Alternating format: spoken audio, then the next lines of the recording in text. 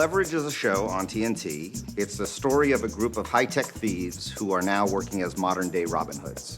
The idea here is you push in, we go on the other side, we push towards the screen, we end on their face, ha, ha, ha, ha, ha, we got them. Dean brings a feature filmmaking approach to a long-form series. So he shoots these shows as if they're mini movies. There's explosions, there's miniatures, there's CGI characters. On an episodic TV show, you don't see that very often.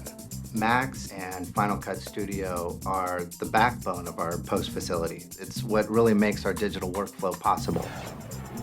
We bought a building and we turned it into our little mini studio.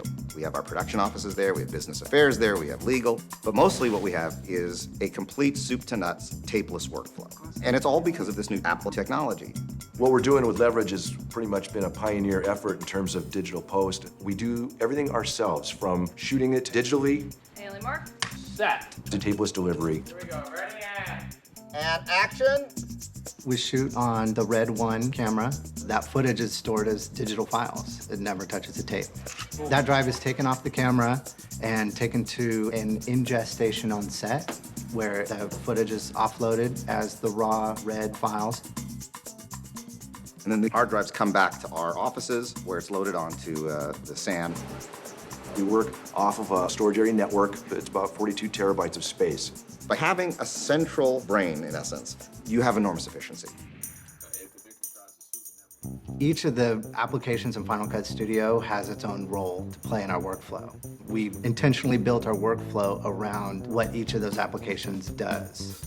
Final Cut Pro 7 is a pretty substantial rework of the application. I think the greatest thing about Final Cut is the ProRes codec, because this allows you to work in a format that is not only pristine and looks exactly like what you want your show to look like, but you can actually deliver this. What you see on the air comes right out of Final Cut.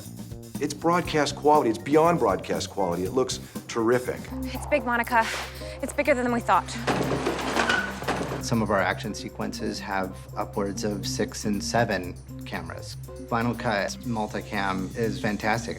You can have all your cameras playing simultaneously, so you can actually watch it in real time as though you were cutting a sporting event. When we're choosing takes, I don't have to watch each take one at a time. I can literally go, oh, that angle's better. Use that angle for this shot, or use that angle for this shot. It's a fabulous tool. With Final Cut Pro 7, the thing that people will notice and relish immediately is the way it handles speed changes. Now it gives you the ability to ease in or ease out from a starting speed.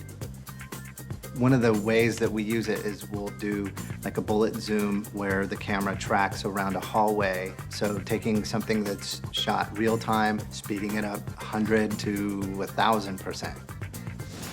iChat Theater is fantastic. It essentially lets you on the fly be able to play out of your timeline straight into iChat. So I'm gonna run through some changes and some notes. Okay. The name of the game is instantaneous feedback. So the more quickly I can put cuts and changes in front of them, the better.